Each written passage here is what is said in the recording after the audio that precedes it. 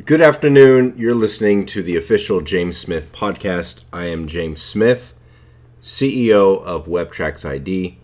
WebTracks ID is a tracking software to identify your anonymous website visitors to help close more business. Now, today is going to be an interesting podcast. I've been thinking over the past week what I could talk about, and I think one thing that I notice I do whenever I run across an entrepreneur that's interesting to me is I go completely obsessive mode and I research every aspect of their life, what it is they did in their career, the failures, how long it took them, the people they met and networked with, all of their connections. I just get really deep into the information about this person.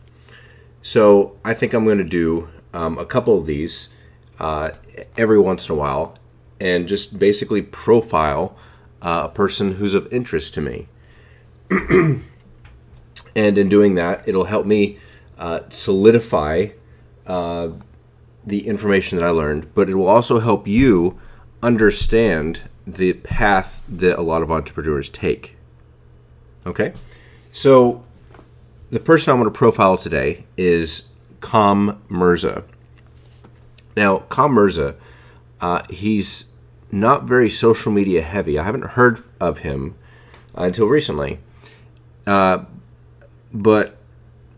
from what it looks like, he's worth around $500 million. From the research I've done, he has started many 40 or 50 different software companies. So he's in the software space. And since I'm in the software space as well, I thought it was even more intriguing for me, probably. So let me start in the beginning. I watched an interview that he had with Alex Becker, and he kind of walked through his entrepreneurial life.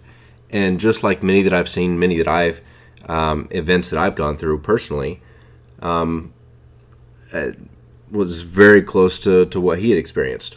And on his profile, I should have had it up, but he essentially says, I failed 7 times or 8 times. The 9th time I went bankrupt, and the 10th time I finally paid back my debt, but the next one was the successful business. So obviously that's a interesting statement that he had. I think it was 7 companies that just completely failed.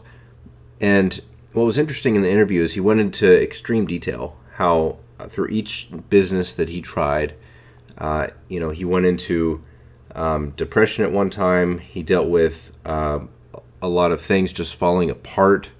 There was one of his businesses that he had started that had just gotten started, and there was apparently a new law that was put into place. I think it had something to do with online betting. And he had 30 days to come up with, I think it was, $1 million to get himself certified or authenticated, whatever it was, under this new law. And he didn't have the money. So he just went and knocked door to door and just tried to get in front of people who would listen to his pitch and try to get someone to invest in his company so he can get out from underneath this new law that was in place without getting shut down.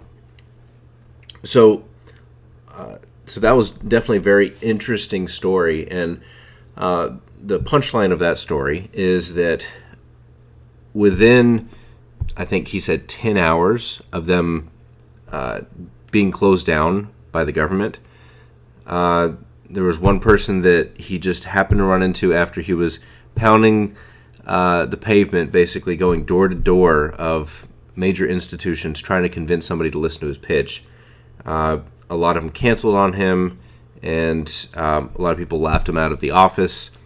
And he was just at wit's end, basically. At the end of the day, he talked to one more person, and after several hours of talking to this person decided to invest in him, and he gave him $1 million check, and that basically saved the company, and the company became very successful.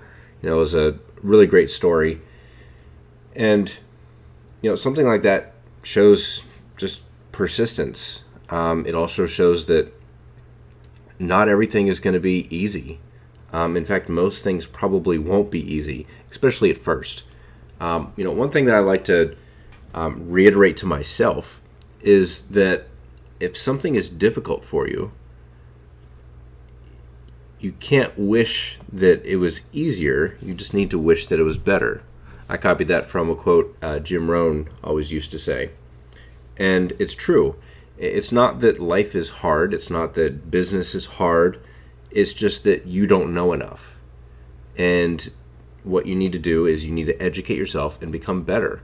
And once you become better, you can actually do the right things, do the right activities, and you can be successful. So basically that's what Com did through these 7 or 8 failed businesses.